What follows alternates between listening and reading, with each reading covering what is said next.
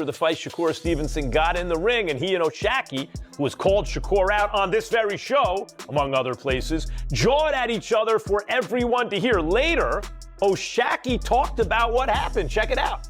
You think, even though Shakur is perceived as significantly better than O'Shaquie, that O'Shaquie's style presents Shakur problems, or no? Honestly, from what I noticed from the fight with Floyd, I don't think so.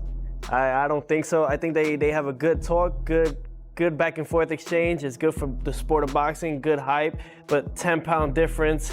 I think that both guys need to focus on what's in their path and what's in their time frame when it comes to their weight divisions, rather than trying to stir up a pot that is not going to be. I just want looking for a big fight, stuff like that, but I mean, I think Shaq deserves it, bro. I shared the ring with Shaq before. Shaq got a life experience. Shaq is real good, and I mean, I want to see it. It'll be great. Out, Chief, but it's too many getting on the floor. I know. As the matchup between Shakur Stevenson and O'Shaquie Foster draws closer, the buzz surrounding the fight continues to grow. Max Kellerman weighs in on the situation, sharing his perspective on the escalating tension between the two fighters. He examines a recent confrontation that has only added more intensity to their already heated rivalry, highlighting how the situation is quickly turning personal ahead of their anticipated clash. I like Shakur Stevenson, who's a southpaw, super hard to hit, right? Is not always everyone's biggest payday, does not get shouted out. I'm hearing everyone shouting out Shakur right now. Coach Breadman Edwards believes Shakur Stevenson holds both the physical advantage and the higher level of skill compared to O'Shaquie Foster. In his view, stepping up to a heavier division presents a significant obstacle for Foster. He also places Stevenson among the sport's top-tier fighters and emphasizes that boxers should dominate their current weight class before considering a move upward. Shakur is a bigger man than O'Shaquie Foster. I know Shakur started at 126, but he's bigger than he is. And Shakur is a little more talented than O'Shaquie. I'm not saying O'Shaquie can't beat him. I don't want to do that, after this great victory that he has, but that's a tough fight to move up 10 pounds and fight a dude that's bigger than you and a little bit more and more talented. You know what I'm saying? That's tough. Shakur Stevenson might be the best fighter in the world. You know what I mean? He's that good. If I was O'Shaquie Foster, I would fight Navarrete, but he's a gun. I'm sure he wants to fight Shakur. Maybe they got some kind of history. Who am I to say? But I think that I would clear out the division that I'm in, and before I jump 2 weight classes. You know what I'm saying? Everybody's not meant to jump weight classes like that. I think it's overrated anyway. Coach Stephen Edwards characterized O'Shaquie Foster as a durable and physically commanding fighter who doesn't rely on one-shot knockouts. Instead, he pointed out that Foster's strength comes from gradually breaking opponents down through steady pressure and consistent damage over the course of a fight, making him especially effective in extended exchanges. Despite recognizing those strengths, Edwards still favored Shakur Stevenson in a head-to-head matchup, while noting that Foster has the tools to present real challenges for anyone he faces. The boxer puncher, but I think he's very, very physically strong, and he has like them hard hands. Some guys got like explosive hands where they hit you and they put you to sleep, and then some guys got kind of hard hands where they don't have the highest KO percentages, but when they hit you, you feel it, and they like beating you up, and they let you know like you don't want to keep taking this all night. I think he has those kind of hands. I looked at Scooter's face, and he was like discouraging him. He was like busting them up a little bit. I would not favor O'Shaquie Foster against Shakur, but I'm not going to disrespect O'Shaquie Foster and say he can't win. Weighing in on the topic, Floyd Schofield Jr. didn't seem particularly enthusiastic about the idea of Shakur Stevenson facing O'Shaquie Foster. He suggested that Stevenson tends to match up against opponents who are naturally smaller, indicating that this pattern reflects his typical strategy and way of operating in the ring. Really? I mean, I know Shakur want to fight somebody smaller than him. Nothing wrong with that. That's the Shakur magic. That's like how a lot of people do it these days in time. Continuing the breakdown, Teddy Atlas pointed out that matchups are often determined by how styles interact. He described O'Shaquie Foster as a well-rounded fighter capable of adjusting his approach, whether that means boxing on the outside, applying pressure, or operating at varying distances. Atlas also noted Foster's strong sense of timing and precision, particularly when he's fighting from range, where his sharp and accurate punches tend to be most effective. Make fights. I think that's part of it. Foster's the kind of guy, he could be a straight up boxer. He'll look to press, he'll look to go into. He's a well-rounded fighter. He can fight inside, outside, but he's predisposed a little bit to fighting well or maybe better on the outside, where he throws everything nice. You know, he's a sharpshooter. He throws nice, straight, short punches, concise punches, accurate punches. He's got that kind of style. He doesn't waste anything. Expanding further, Teddy Atlas portrayed Okie Foster as a composed and technically sound fighter who prioritizes precision and structure over sheer output. He pointed to Foster's controlled demeanor during inside exchanges, along with his ability to pick shots carefully, mixing attacks to the head and body with deliberate timing. Atlas described him as a thoughtful and methodical competitor inside the ring. He's a good, solid, technically, based fighter. Again, everything by the book. Doesn't do anything really where he gets sloppy. He does everything pretty. Even when he gets inside, when he does go inside, he's not throwing a million punches, but he's throwing the right punches. He'll throw the uppercut. He'll try to put a hook with it. He'll go to the body. He'll place shots. He'll throw educated punches. Offering his take on the matchup, Bruce Carrington leaned in favor of Shakur Stevenson when matched against O'Shaquie Foster. He pointed to Stevenson's defensive ability, physical edge, and command of the ring as key factors, while Carrington acknowledged that Foster's determination and their previous sparring rounds could create competitive moments. He still viewed Stevenson as the more likely winner in the end. Shakur kind of got him on that one, honestly. And I like O'Shaquie, man. I like O'Shaquie, but I do think that Shakur, I don't think O'Shaquie's defensively aware enough to give Shakur too much trouble. Shakur, he's just on a cruise control now when it comes to the guys that he's been fighting. And on top of that, he's way bigger than O'Shaquie, bro.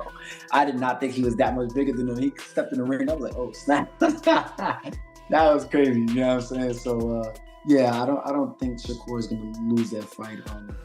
I think O'Shaquie, he's being very ambitious in this fight. And I also think that in the sparrings that they had, he might have found certain things in those sparrings that's gonna make the fight interesting. I think so, but it's been a long time since these. Continuing with his assessment, Bruce Carrington is confident that Shakur Stevenson would deal with O'Shaquie Foster without much difficulty. He pointed to Stevenson's composed mindset, strong ring awareness, and ability to manage the fight at any range as key advantages. In Carrington's view, that measured and strategic approach would leave Foster struggling to gain momentum or impose his own game plan. I just can't see O'Shaquie winning that fight as of right now. They're two chess masters, right? Shaq can play chess extremely well too. He can. Is that just you're not going to out Shakur though? At that game. Yeah, he's probably the most patient guy that I've ever seen in the ring. And then he a lot of his moves are calculated. All of his moves I feel are calculated. I think Shakur just doesn't have devastating power, but if he did, he would be the full package. You know what I'm saying? I think that's the only thing that he might be lacking in terms of this, because he's decent fighting it inside, very well fighting mid-range, and has long distance as well too. His distance control is great. Man, I just don't see in this matchup him having much. Along the same lines, Bernie Thawboxer made it clear that Shakur Stevenson operates well above the level of an ordinary fighter, highlighting his exceptional ring intelligence and refined technical ability. He noted that Stevenson isn't known for overwhelming knockout power, but instead excels through defensive skill, consistently causing opponents to miss and struggle to land clean punches. Bernie explained that this defensive control is what makes Stevenson so difficult to deal with, and while the matchup could offer competitive moments, he believes Stevenson's overall skill set would give him a strong advantage. Shakur is not your average fighter. He's a great fighter, you know. Definitely not your average fighter. Definitely not a Crawford though. Not a Crawford? Come on, man. Look at the KO ratio. No, that's not what I'm saying. That's not what I'm saying. The IQ, the level of boxing ability and skill that he has, that he uses. Okay. Shaq a good fighter. Shaq a good fighter. You said every weight. So I had to throw it in there. Sorry. No. We know he's not a knockout puncher. We know that. But IQ, they match up, is what you're saying. I'm just saying. You know, far as like you ain't gonna beat him. That's what I'm saying. This guy you ain't gonna beat him. Good fight though. If I'm shocked, you know what I'm saying? I just don't see how you gonna beat him. You can't hit him. You don't see nothing. You can't hit him. Swinging that air. You can't. Continuing the conversation, Sean Zattel noted that dedicated boxing fans would likely appreciate a technically rich matchup between two highly strategic fighters, with Shakur Stevenson stepping in as the clear frontrunner. He still considers the bout compelling, particularly because it would challenge Stevenson against another intelligent and skillful opponent, all while the anticipation and tension surrounding the fight continue to build. We'll watch the fight and watch that chess play out between two chess masters. Shakur would be the favorite in that fight, I think, for sure, and I would favor him. But it is an interesting fight. It is, and it'd be interesting to see Shakur have to play chess with someone who's a chess master too, and all the animosity and build-up. Before you tell me exactly why it won't happen, though, want to give props to O'Shaquie Foster. At the same time, Radio Raheem shared that Shakur Stevenson appears to view O'Shaquie Foster as a level below him, someone he believes he could get past without much difficulty, similar to a familiar sparring scenario. He mentioned that Stevenson showed some frustration about being connected to Foster, especially after earlier expectations surrounding a potential fight. Raheem also pointed out that the matchup isn't being heavily pushed, while still maintaining that Stevenson stands as the superior fighter between the two. Gonna keep with the way they were talking. One of his little... He sees this as like a sparring partner he gave some work to.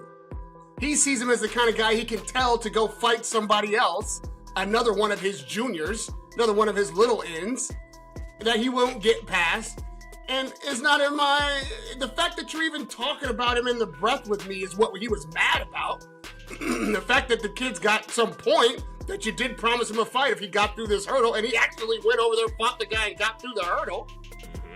He called your bluff. Yeah. And like I say, you know you ain't doing it. No, the money won't be there for that fight. Yes, I'd love to see it. It'd be interesting. I mean, but am I dying to see it? No. I'm not dying to see that fight. And I think in a way, Shakur, not even in a way, I think Shakur is right. Like, he is better than Foster. Foster maybe can get better. I don't know if he can get that good, though. In addition, Steven leaned toward Shakur Stevenson, explaining that a naturally smaller opponent moving up in weight would likely find it difficult to outbox him. He pointed to Stevenson's high-level technical command, emphasizing how challenging it is for anyone to win clean boxing exchanges against him. Edwards also noted that while O'Shaquie Foster has solid skills, reaching Stevenson's standard presents a significant hurdle. I don't know, it's going to be very difficult to be smaller than Shakur and coming up and beating him, because you got to put some kind of just that dense body weight and just physical strength on him to just complete. If it's really hard to outbox him, so you go, O'Shaquie Foster could box his ass off, but I don't know if he could box at the level of being able to outbox Shakur Stevenson. You know what I'm saying? So that's a different level of boxing. In contrast, Ryan Garcia has brought up the idea of facing Shakur Stevenson, making it clear he's open to taking that fight if the terms and discussions fall into place. Turn down a fight for $100 million? Yeah, I actually would. I do respect that in him. I think that he just knows it's his time to call it. I will say, though, his competitive nature, that might bring him back. If he sees me running this up, he might want to try to challenge the young bull. I ain't gonna lie. And we waiting for you. Shakur Stevenson has also expressed willingness to face Ryan Garcia, while questioning Garcia's reliability. At the same time, he made it clear he's ready for the challenge and believes he possesses the skill set needed to control the bout, regardless of which version of Garcia steps into the ring. Garcia is somebody that comes in there, you never know which version of him is going to show up. So if the good version of him show up, he gets spanked. If the bad version of him show up, he gets spanked. He don't stand a chance. Continuing on that point, Shakur Stevenson pointed out what he believes is a noticeable gap in skill level between himself and his opponent, stressing that his defense is a defining edge. He highlighted how comfortable he is operating at range while making opponents miss cleanly, presenting that ability as a central strength in his overall approach. Good, but Ryan Garcia got to understand one thing that's very important. I'm not Devin Haney. I'm not Devin Haney. How are you different than Devin Haney? With all due respect to Devin Haney, he got his game, but my game is at a higher level. My defense is way better. I could stand there in front of guys and defend myself. At the same time, Ryan Garcia challenged the notion of Shakur Stevenson being the top fighter in the sport, stating that although Stevenson consistently wins, he doesn't dominate opponents in the same overpowering way often seen from the very elite level fighters. I really wanted to fight Shakur bad. I just don't like those people that think they're like, you're not the best, bro. You're not even showing that you're that like that in the ring. Like, it's one thing to win a fight, it's another thing to show, all right, I'm like that. And he's out here saying, oh, I'm the best. Like, bro, you're not the best fighter, bro. There's a lot of guys that are monsters, bro. You're not a monster. But I feel like you're like a puppy. Expanding on that viewpoint, Robert Garcia broke down a potential clash between Ryan Garcia and Shakur Stevenson, noting that Ryan may have advantages in both hand speed and punching strength. He suggested that Garcia's best approach would be to maintain an aggressive tempo and pursue a stoppage, as relying on the scorecards could work against him. On the other side, he recommended that Stevenson focus on managing range, using an effective jab, and capitalizing on counter opportunities to offset incoming pressure. In the end, he gave a slight edge to Ryan as the more probable winner. How do you think the fight would go with Ryan and Shakur? Interesting. Shakur's talented, technical. I think Ryan's probably faster, bro. And look, man, I could take that back. Maybe they're probably the same when it comes to fast. But I know Ryan has a lot more power. Ryan hits a lot harder than Shakur. So right there, any punch. Devin Haney all over again? Could be. Never know. I don't know, but you can't count Shakur because Shakur's talented. Talented, but it's still an interesting fight. I would like to see it. If Ryan were to fight him and it became concrete, what would he need to do to win that fight? Just press and try to win by knockout. Because I don't think he'll win a decision, but try to win by knockout. And he has the power to knock him out. What do you think Shakur needs to do if he had a chance? Just fight the way he fights, smart. Keep him on the outside. Just use a long jab and counter punch and speed. Don't try to get in there and exchange, because if he tries to exchange, he'll get hurt and get knocked out. If you could pick who wins that fight, who wins that fight? If you had to choose. I can't go against Ryan anymore, so I'll pick Ryan. Plus, he's from Southern California. Offering a different take, Sergio Mora compared Ryan Garcia and Shakur Stevenson by noting Garcia's more limited mobility, while drawing attention to Stevenson's quickness and ability to avoid danger. He underscored Stevenson's ring experience and defensive sharpness as major strengths, portraying him as a confident, highly skilled fighter carrying strong momentum. Ryan Garcia is flat-footed. Shakur Stevenson is a cheetah in and out, man. I mean, he's been so successful from the Olympics to moving up in weight divisions. Power's not going to be enough for him. And if you're not going to be a volume puncher, like Ryan Garcia clearly is not a volume puncher, then how are you going to beat Shakur Stevenson? How are you going to be able to compete with that in-and-out southpaw style where he doesn't engage with you? The timing, the confidence, the momentum. Shakur is cut from the cloth of Floyd Mayweather Jr., Andre Ward, and these greats that don't get touched, they don't get hit. The defensive geniuses, Pernell, Whitaker. I mean, these are big names, but Shakur's cut from that cloth, man. He's special. At the same time, Adalapo stated that a bout between Shakur Stevenson and Gervonta Davis should take place at 135 pounds, describing it as one of the most highly anticipated fights in the sport and a matchup fans have been waiting on for years. Shakur Stevenson versus Tank Davis has to happen at 135. Like, Shakur going to 140, for me, is almost because he can't get the fights he wants at 135. The fight he wants is Tank Davis. He wants to fight Tank. And I'm telling you now, for American boxing, there might not be anything bigger. Shakur versus Tank is mad. Like Shakur versus Teo is good, but for the culture, Shakur versus Tank is the fight everyone wants to see. It's the fight we wanted to see for a long time now. I'd say about 3 or 4 years. Not Shakur versus Devon or Tank versus Devon no, Shakur versus Tank is what everyone wants to see. In addition, Bruce Carrington raised doubts about whether even the best version of Ryan Garcia would be able to match up with Shakur Stevenson, pointing to Stevenson's top-level defensive ability as the defining factor. He also noted that it remains a difficult matchup to judge, considering both fighters bring high-level skills in different areas. Is any version of Ryan Garcia, even the best version, competitive with Shakur Stevenson? Competitive with Shakur? I don't know. Shakur has really good defense, man. You know what I'm saying? And that kind of sets him apart from a lot of guys. You know what I'm saying? So that's that call I can't really make. You know what I'm saying? I think they're both like great in their own rights. At the same time, Ryan Garcia's sparring partner spoke about the challenge Shakur Stevenson presents, explaining that his punches do more than just score. They actually have noticeable impact. He pointed out that Stevenson's defensive style is based on timing and ring control rather than simple evasiveness. He also added that Stevenson's accuracy makes opponents think twice before engaging, as every exchange demands full awareness and respect inside the ring. You know, so Shakur does have power. It hurt. I could feel his punches. It hurt a little bit. It was something to be cautious against, you know? So Tank Shakur does not have pillow hands. He's defensive because he's defensive. He doesn't like to get hit. Who likes to get hit, you know? Yeah.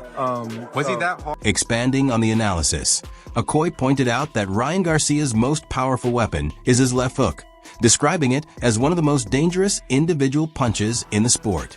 However, he stressed that this weapon alone would not be sufficient against Shakur Stevenson unless it is properly prepared and cleverly disguised. He further noted that Stevenson's elite defensive skills and mastery of distance would significantly reduce Garcia's opportunities, leaving him with little more than a narrow chance of landing a decisive shot. With that, the discussion comes to a close as excitement continues to grow around a possible showdown. Wins it easy. The thing that I do like in Ryan's favor is, you know, like I said, it's only a few guys that got special punches, you know what I mean, where it's like, it's that good. And his left hook is really that. But you just can't go into a fight against Shakur with one weapon without learning how to hide it, set it up, or deliver it, and think you're going to win. So I don't think he got really anything other than a puncher's chance against Shakur. And that's a hell of a shot because you got to hit one of the best judges of distance and defense in the game right now. So, I mean, I don't think he has a shot. As opinions remain divided among fans and analysts about how the two styles would clash in the ring, discussions continue to revolve around key factors like speed, defense, punching power, and fight intelligence.